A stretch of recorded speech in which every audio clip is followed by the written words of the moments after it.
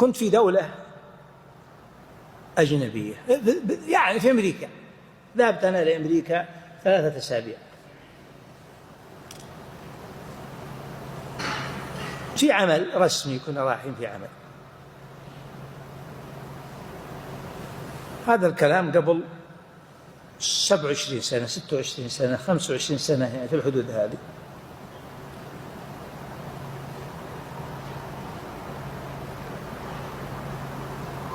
كنا جالسين في ولاية من الولايات، نسيت اسم الولاية الآن،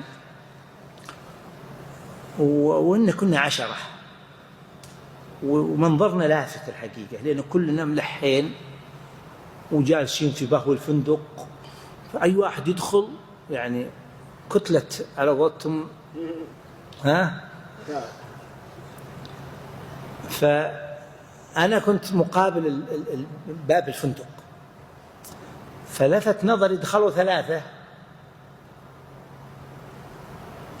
واحد منهم من يوم شافنا وقف كأنه صنم وفغر فاه.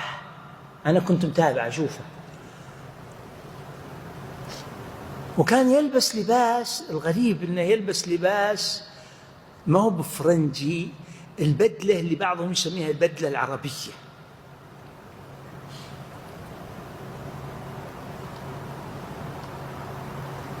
إخوان زملائه كانوا 2 تقدموا، ثم شافوه ما جمعهم التفتوا له فقال لهم انقلعوا روحوا، ما عاد بيكم، لقيت ربعي.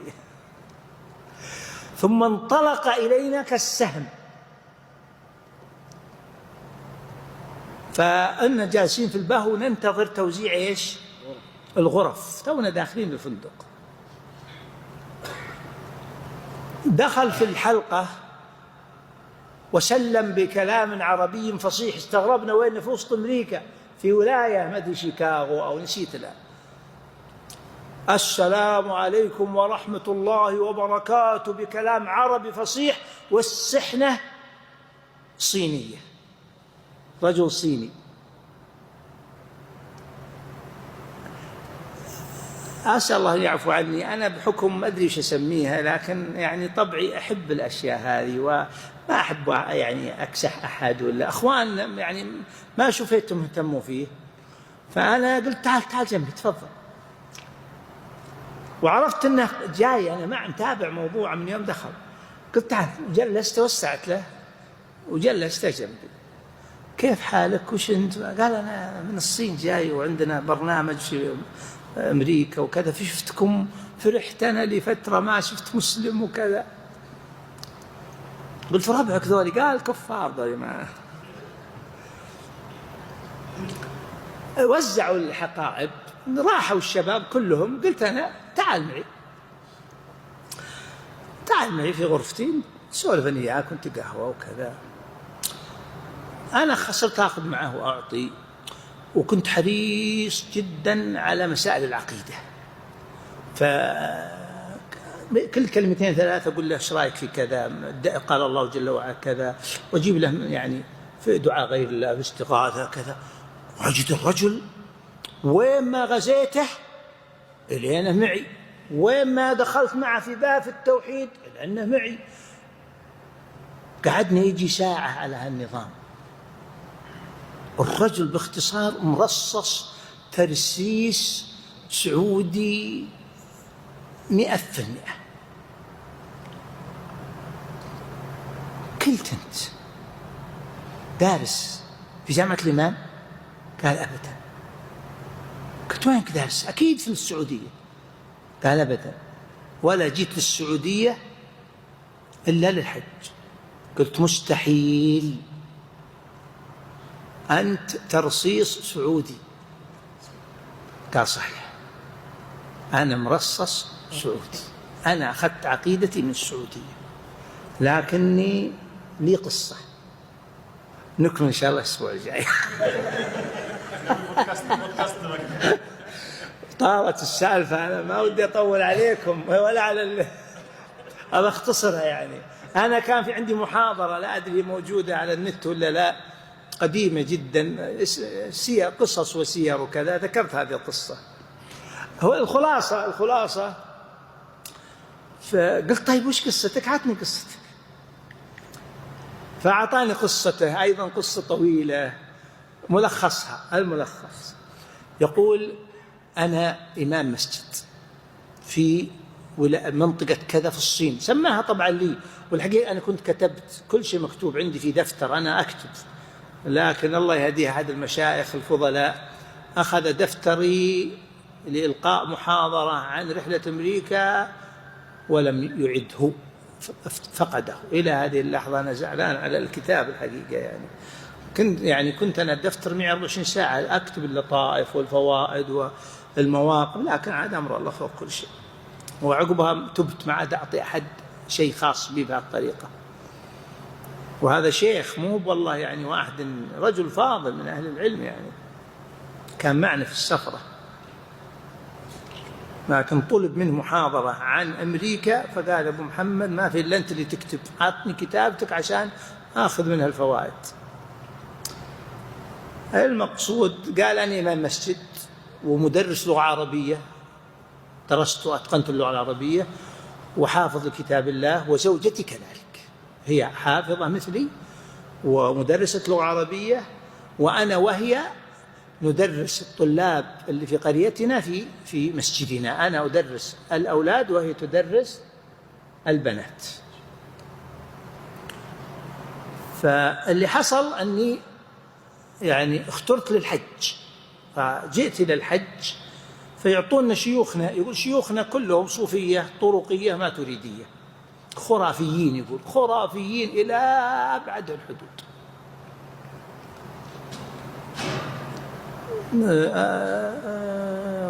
عملوا لنا محاضرة عن الحج، فكان من الأشياء اللي ركزوا عليها،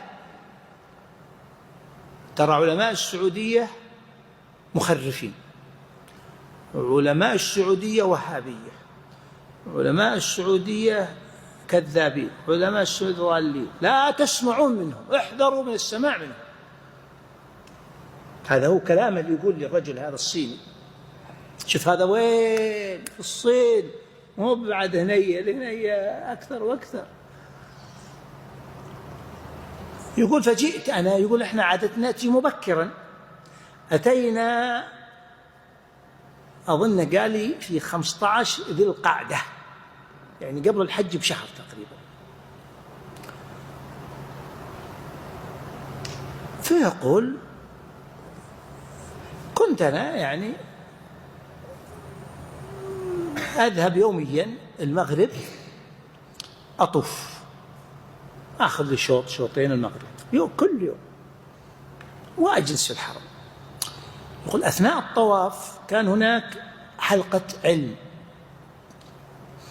فيها شيخ كبير في السن يدرس. يقول أنا أمر وحاول ما أسمع كلامه لوصية الشيوخ. يقول حتى أني أحيانا إذا بدأ يقرب مني الكلام أو قربت منهم بدأ يدخل فيني الكلام، حطيت وضعت أصبعي في أذني، أصبعي في أذني حتى لا أسمع. خلاص شيوخنا هذا يقولوا لا تسمعون. يقول يوم، يومين، 3، 4، يقول غصب صار يدخل علي الكلام، ومو يدخل علي، يدخل يلامس فطرتي ويعجبني. الشيخ هذا يقول متميز، كل كلامه بالأدلة، قال الله تعالى، قال النبي صلى الله عليه وسلم، ما يتكلم كلمتين إلا قال الله تعالى كذا، قال النبي صلى الله عليه وسلم كذا. يقول هذا ما يسوونه مشايخنا، هذا مشايخ الطرق الدجالين ذولي ما في عندهم قال الله، وإذا جابوا حديث موضوع ما عندهم شيء يقول فقلت في نفسي أنا رجل عندي علم وصاحب علم وأنا مدرس، وليش أنا أجعل عقلي أجيره لهؤلاء وكنت تبع لهم ومقلد لهم؟ لماذا لا أجلس لهذا الرجل وأسمع؟ ويقول ما تذكرت إلا الصحابي الجليل الطفيل بن عمرو الدوسي، طفيل بن عمرو الدوسي، لما قالوا له المشركون لا تسمع لمحمد، وصار يضع إصبعيه في أذنه. يقول من بكرة عزمت إني أجلس في الحلقة وأسمع. يقول فجيت طفت خدت شوط واحد ثم جلست في حاشية الحلقة في آخر الحلقة، ما كنت قريب، ما بأحد يشوفني. يقول الصراحة الدرس ممتع وعظيم ونافع ومفيد ويخالف كل عقائدنا اللي نعرفها. وكان الشيخ يتكلم عن التوحيد. يقول من بكرة قلت أنا أجي تحت الشيخ، خلاص أنا لازم أشوف إيش الموضوع. يقول من بكرة ما طفت ولا شيء، جيت على طول بعد الصلاة تحت الشيخ، تحت الكرسي، 2 3 أيام وأنا أحضر وأسمع. يقول درس أعجبني الدرس وغير كثير من أفكاري. لكن إلى الآن أنا يعني يقول ثالث يوم الشيخ انتبه لهذه، كل يوم جالس وصيني مستغرب الشيخ. يقول لما انتهى الدرس أمسك يدي الشيخ قال لا تروح، أريدك بعد الصلاة. يقول أنا ما أعرف من هذا الشيء ولا دوش، أريدك بعد الصلاة.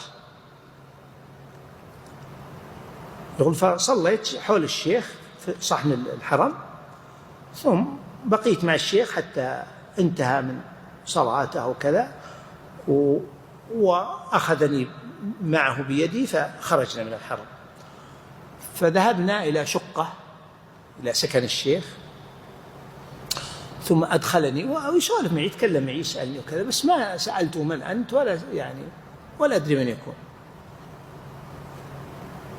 فأدخلني إلى بيته وأعطاني يقول مجموعة مؤلفات، قال أنا رأيت حرصك على العلم وكذا، فأحببت أن أهديك مجموع مؤلفاتي تكون إن شاء الله طالب علم. يقول فقرأت اسم الشيخ محمد الصالح العثيمين. الله أكبر، محمد الصالح العثيمين. يقول فأخذت كتب الشيخ ابن عثيمين. طلع هذا الشيخ محمد بن عثيمين رحمه الله، تعرف دروس الشيخ رحمه الله قمة في الروعة. يقول وضعتها تحت السرير حتى لا يراها أصحابي، وصرت كل يوم أطلع كتاب وأقرأ بنهم. يقول ما انتهت فترة الحج إلا قرأت كل الكتب وعرفت الدين الصحيح، وعرفت أن الذي نحن عليه كله بدع وضلال وشرك وخرافة. الكلام الآن ماذا أصنع إذا رجعت؟ يقول رجعت إلى بلدي، رجعت إلى الصين، فبدأت أول من بدأت بزوجتي فهداها الله على يدي، ثم بدأت بطلابي أعلمهم الدين الصحيح، بدأ ينتشر الكلام علي فقالوا هذا وهابي، صار وهابي. يقول والله حاولوا قتلي مرتين، حاولوا يقتلونني مرتين. يقول وبشرك الآن الحمد لله يعني نشرت الخير ونشرت العلم، حتى قال لي يعني أريد تفسير ابن كثير ليس عندي، قبل موضوعات النت هذه الكلام ذاك له فوق 25 سنة النت، الآن كل شيء تيسر حتى أذكر كلامه هذا. هذا خلاصة قصة الصيني. باقي قصة ثالثة ما صعب بعد أذكرها لكم، خلوها بعدين إن شاء الله أذكرها لكم في درس آخر. بغيتوا بكرة قصة الشيخ الهندي، قصة الشيخ الهندي هذه نذكرها لكم الأسبوع الجاي بغيتوا، لأن بعض الأخوان ما يحضرون درس بكرة يبدو لي، فخليها لكم الأسبوع الجاي إذا ذكرتونا ذكرتها لكم. طيب ما عاد إلا خير والله. ها